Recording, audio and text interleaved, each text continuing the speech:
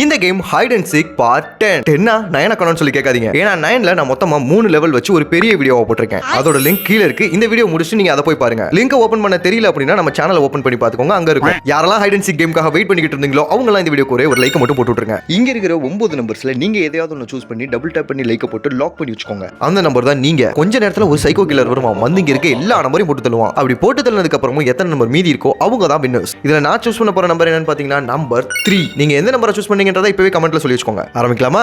3 2 1 start. ஆத்தாடி 3 பக்கத்துல தான் வரான். எடுத்தவனே அவனை கொண்டான். 5 காலி. இது என்ன இது? 9 காலி. ஐயோ 3 இல்ல.